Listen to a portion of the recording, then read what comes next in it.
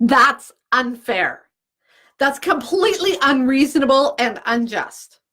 Have you ever said that about a decision that was made at work or something that happened? That's just not fair.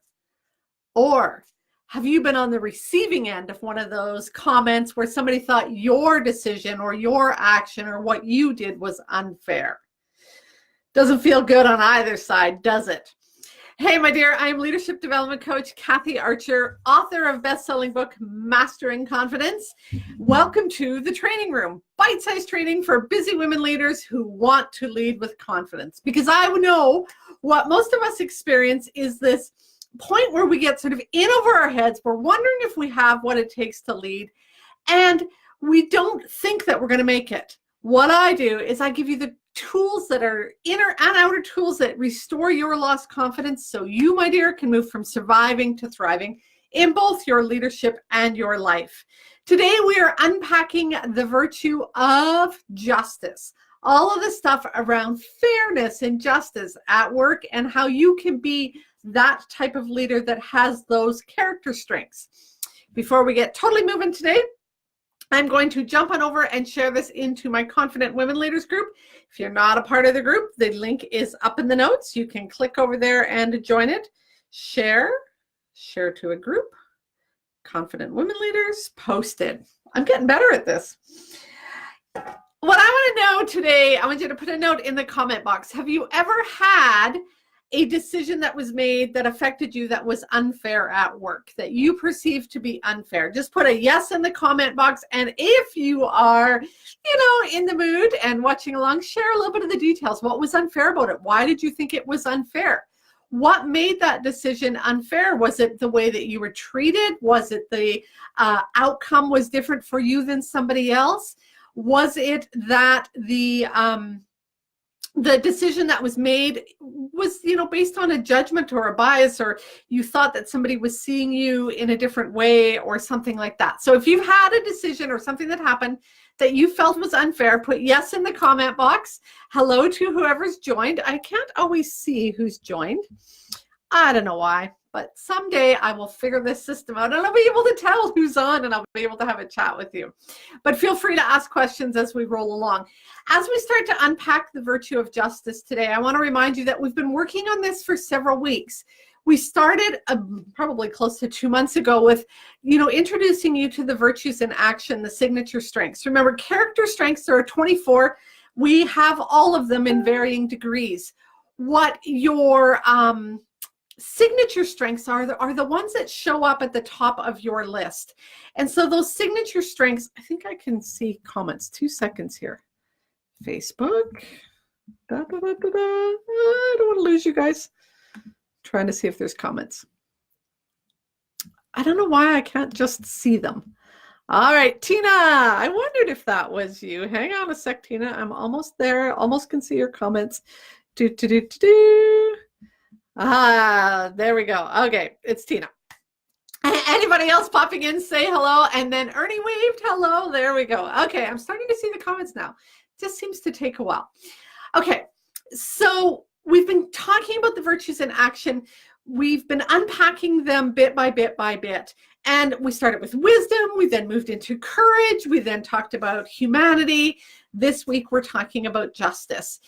If you haven't done your virtues in action, character strengths, the link is up in the notes. Please go grab that. And then there's worksheets that have walked you through each of these. Today's guide sheet is up there as well. It's going to walk you through, heading over to the VIA site, getting your strengths test done, and looking at these three character traits that we're going to talk about today, and what do you do about that.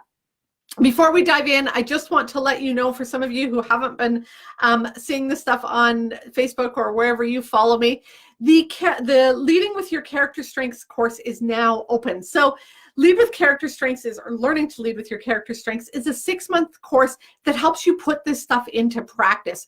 We can sit here week after week and talk about this, but until you start doing the work, looking at where it is that you want to go, what do you want to do, getting some of the feedback from your peers, from a coach. I coach you throughout the course, from other women in the course, from doing some really deep reflective work. Till you do that work, it's really hard to develop your character. So if you want to check that course out, the link is up in the notes as well. Leading with Your Strength of Character. Okay, starting today. The first character trait around justice is teamwork. Teamwork is getting along well as a team member or in a group or, situation that you're involved with a group of people, whether that's at home or at work or in the community. So when you're thinking about these, remember that they all it's your whole life. It's not just how do you show up at work, but it's how do you show up in your whole life. Teamwork is one of these things that comes back to getting along well with each other. And that's that give and take. You can't expect it always to go your way. Everybody's not always going to help you. You have to help out sometimes too. I often think of the teamwork example, where you've seen the leader doing the janitorial work, cleaning the bathroom, getting rid of the garbage, cleaning up after a Christmas party or a conference that you've had. Everybody pitches in, everybody does their share. There's a little bit of letting go sometimes, don't sweat the small stuff, that kind of thought. It's being, collaborative. It's letting go of all of the little things that are going to get in the way of you working together and just moving, as a group towards that shared goal. When you overuse the teamwork characteristic, you become dependent. You can't make a decision without asking somebody else. You always need somebody to help you. You constantly are looking for someone to give you feedback. That's overuse of teamwork. Underuse is when you're selfish. Help me, I always need help. Come on, over here. I've got so much on my plate. Can't you help me out? I need to delegate all the time, That's overuse. When you're optimally using the trait of teamwork, the character trait of teamwork, you're collaborative. Again, there's that give and take. You're doing both. So one of the things that you can think about doing if you want to strengthen that character trait is start to think about, where can I ask for help and where can I offer help? Where can I give a little bit more? Where do I need to get some feedback or help from my teammates a little bit more? And start to look, is it, moving in both directions? See if I miss anything. Citizenship, contributing to the group effort, social responsibility, and loyalty. Some people aren't so loyal, and that often gets in the way. Okay, unpacking the virtues of justice. First one is teamwork. Second one is fairness. Now, I want to just put a pause here for a minute when we start talking about fairness. We're not talking equality, meaning everything is equal. We're talking about fairness. And we have to think about that in sort of the context of work. I was thinking about it, Halloween's coming up, and one of the things that I'm really cognizant of doing when I'm handing out Halloween candy is making sure every kid gets the exact same amount. That's equality, right? Equal amounts for everybody. Fairness isn't always equal, meaning not everybody's going to get the raise. But how do you decide who gets the raise, or how do you decide who gets the promotion? That's when it comes back to this fairness piece. And so that's not letting your biases and your personal feelings get in the way. I was talking to somebody yesterday about a little bit of a conflict that's going on, and she is friends with one of the people. And that has that ability to sort of narrow her focus and see that situation in a different way. And she will see that person that she's friends with either in, a really good light, well, it's not her fault, or in a really bad light. I know what she's like. She always does that. And we have to be careful not to let those biases get in the way. So stepping back from that. Again, this is noticing those injustices. Think of times at the beginning of the video today, I said, that's not fair. If you've ever said that, you've probably noticed an injustice. But flip it back to you as well. Has anybody ever said to you, that's not fair? Or have you felt that they felt that your decision or the way you acted wasn't fair? That's when you can come back to this character trait and go, okay, so what bias am I letting get in the way? What, filter am I looking at this situation through? How else can I see it?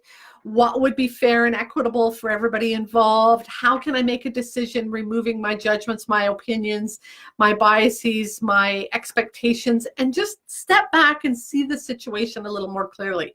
Sometimes that's getting feedback from other people. Sometimes it's sleeping on it. And when we can do that, we make decisions that are fairer or more just decisions. Okay, first one is, got it? It is this, yeah, exactly. The first one is teamwork. Second one is fairness. And now we're talking about leadership. Leadership in terms of, this fairness and justice there's twofold, I think, when we start talking about leadership. There is that leadership part that is getting things done, and there's that leadership part that is influencing people. And, you might be stronger in one or the other area, but you don't have to have the title leader to do this character, or to have this strength of this character trait. Think of simply a birthday party in your family. Planning and organizing and get everybody motivating to do that can simply be a way to practice this trait. Maybe in your organization, you'll think about you're putting on a conference or a workshop, or, an anniversary party at work, or, even just staff meeting. How do you organize it? How do you put it together? How do you influence people so that together you're creating an event that's going to be meaningful and helpful to everybody? So organizing, gathering, and then positively impacting the group. When you overuse leadership, it becomes that absolute power, that tyranny. When you underuse it, you become compliant. You just, yep, oh yeah, okay, whatever. That's not helpful in terms of leading a team. Sometimes you have to make a little bit of those tricky decisions that not everybody's going to agree with. But if you're going to, again, simply take a birthday party for a family member. We have one on Sunday, and not everybody can be at the supper. So somebody's going to make a decision about, are we going to go ahead with that based on the fact that not everybody can be there, or are we going to reschedule it so that everybody can be there? Somebody's going to make that hard decision. That's leadership. And so we have to, turn around and pull that back into our work. How am I organizing everybody, and how am I impacting everybody? And, when you want to practice this character trait, look for opportunities to organize and influence people. And again, it doesn't have to be big events. It doesn't have to be big projects. It can be tiny little things. Cleaning up the room can simply be a way to organize people. Hey, can you, pop that into the garbage, and can you run that out to the vehicle? And, it's giving some direction to the team around you. This morning, I made a post on all of my social media about it being World Menopause Day. And so I think that's one of the other ways to be as a leader, to practice this character strength, is to raise awareness about an issue or cause. That brings that into focus for other people. Other people maybe have no idea that it's World Menopause Day, nor do they know why I would share that. And how it impacts them. And so when I start talking about the fact that hormones in any way, shape, or form, PMS, pregnancy, depression, perimenopause, menopause, whatever, affects your emotional stability, don't tell me that doesn't affect your leadership. Don't tell me that doesn't show up on a team with a bunch of women. Hell yeah. And so we have to start thinking about, as women leaders, how our hormones are affecting us and how it's affecting the team. For me to bring awareness to that, that's a leadership trait in me. That's something that I'm practicing to go, what are the issues that I need to raise for women leaders? What do we need to know that maybe we're not talking about? It's more than just the competencies that we need to lead. It's more than just how do you run a meeting. And it's even more than how do you address a conflict. It's how do I address the inner conflict in me when I feel like crap because I'm going through PMS. There's stories out there, a zillion stories of women who are like dying from pain, but don't have the ability to go home for the afternoon and deal with it. Or they're struggling with sleep loss, or their brains are foggy, or they just have no desire to get out of bed and would like to just crawl under the covers. And yet they can't talk in their workplace about that. They can't be even remotely vulnerable or transparent about what's going on for them, at risk of feeling like you're going to be judged, criticized, and being treated unfairly in your organization. And so for me to raise that awareness is one of those things around justice and fairness, leadership, contributing to the team, making sure that you as a team member to me kind of know that this is an issue, and raising that in our sort of sphere of influence where we start talking about these things in a safe environment and then share them out further. So I think what we need to do is really start to raise awareness about what's the team we're involved in, what's my role in it, and how can I positively impact it?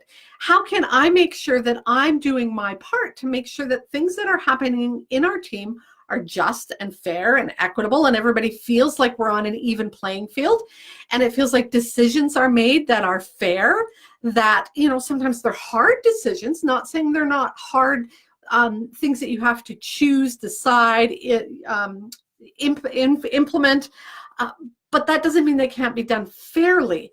You know, I was listening to Brene Brown's book. She's got her new book out yesterday, and she was talking about timelines in her organization. And so if you don't know Brene Brown, she wrote, oh my goodness, where do I start? Daring Greatly was the last one. Now it's Dare to Lead. And actually there was one in between, I can't remember it. But she's got one of the most famous TED Talks out there. And she's a researcher, social worker. She researches vulnerability, shame, and now courage and wholehearted living. And how do you lead from that place? And so she was talking about leading in her team. And the story she was telling was when her team kind of came back to her and said, we have an issue. You have unrealistic timelines and we are killing ourselves to meet them. And if we come back and say to you that timeline's not going to work, you push back and we feel like we can't even bring that issue to you. And so she had to deal with that. Her team thought she was being unfair, unrealistic timelines. So they had to, she calls it rumble. They had to have these conversations about what's going on. Brene had to take some time back, go inside, look at, okay, you know, that's not the first time I've heard I'm crappy at estimating timelines. She shared a story about when her husband had shared that she was pretty crappy at estimating timelines. She had to go back inside and look at, you know, what's going on? Why am I feeling this way? Same way many of us feel. If I don't perform and do this in a certain amount of time, I'm going to be judged as incompetent, ineffective, and I'm going to be embarrassed and shamed. And so I'm going to push my team because that's the only way I know how to sort of show the rest of the world that I'm competent, capable, and credible. And then when you start to unpack that and realize what's going on, that's when you can start to have some of those conversations with your team about, you know, this is the way I'm showing up. This is the impact I'm having. Remember, leadership is all about impact. How am I impacting my team? Are we making fair decisions? Do people feel like they're part of the team and can share their opinion on decisions that are made and timelines that are made and how they're being made? That's how we start to create those strengths in ourselves and the strengths in our organization, is when we start to come back and have these internal pieces where we're doing the inner work and looking at what's going on for me, as well as having the external conversations. Remember at the beginning, I said I give you the inner and outer tools. A lot of this is inner work. A lot of this is coming back, figuring out what's going on. The outer work is having the courage then to go back and talk to people. You know what? I made a decision yesterday. I'm hearing some rumors and gossips in the, you know, the peripheral that people aren't happy with the decision I made, that they're thinking maybe it's unfair.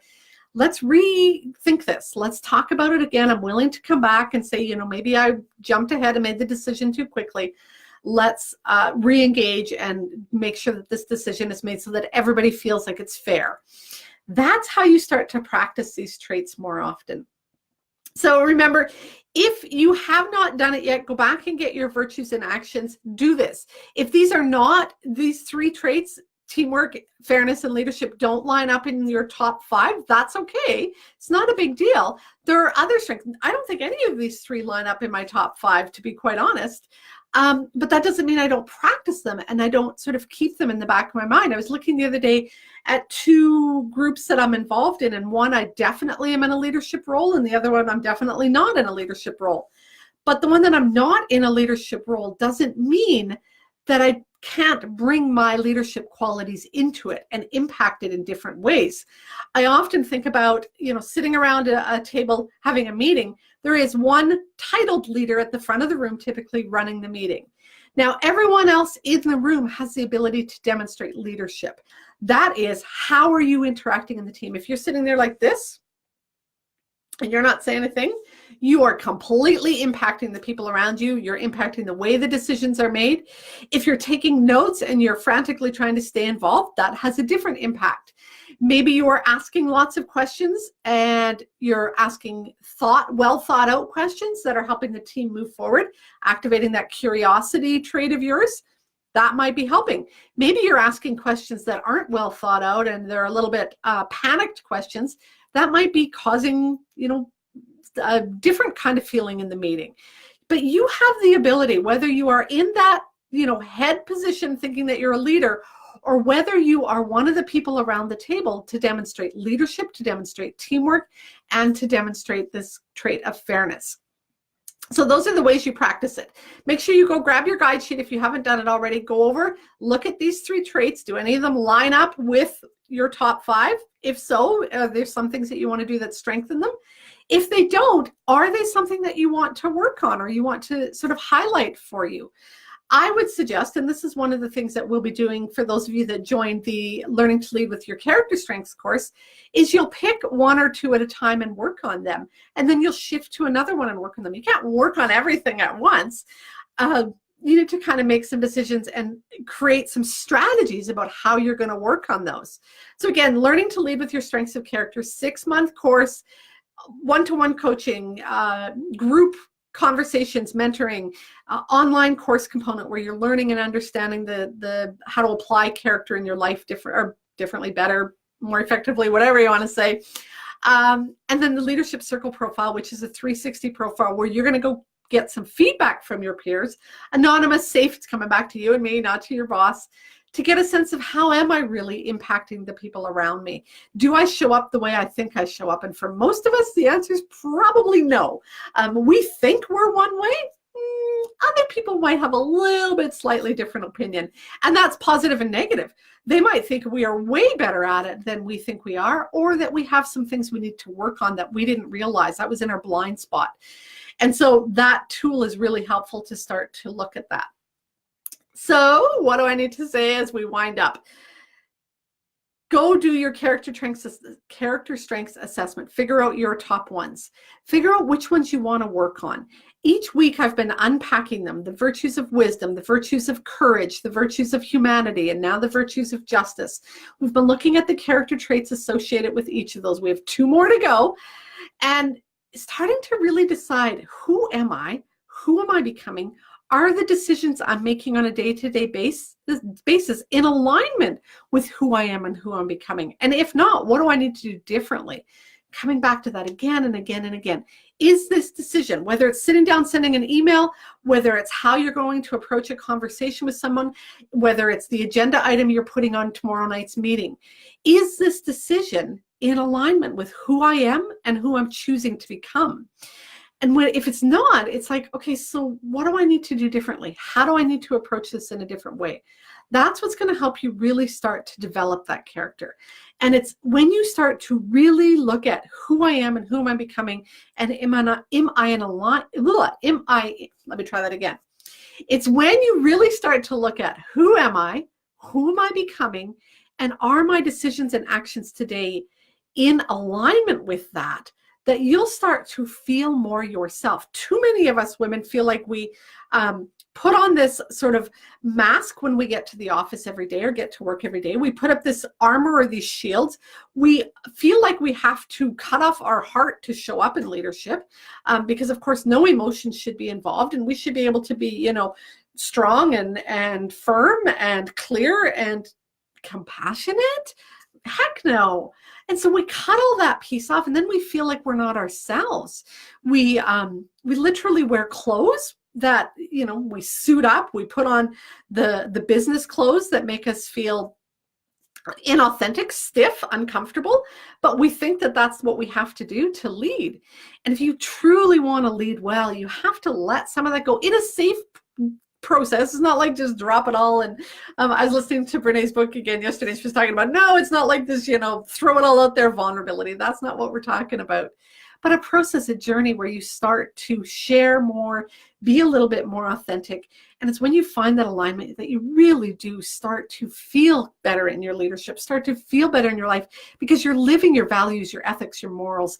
They're not being stretched every day. They're not being stepped on every day. You're not feeling like you have to leave that to the side until work is done, if it's ever done. When you live in alignment with who you are, who you're becoming, with your values, ethics, morals, beliefs, you really do start to live that life where you are thriving. And that's what I want, my dear. I want you to move from surviving to thriving in both your leadership and your life. Do this work. Grow yourself from the inside out. Apply the skills carefully with some feedback. Come back and do that inner work again. And that's when you, my dear, will start to move from surviving to thriving in both your leadership and your life. Go make the rest of your day awesome, my dear.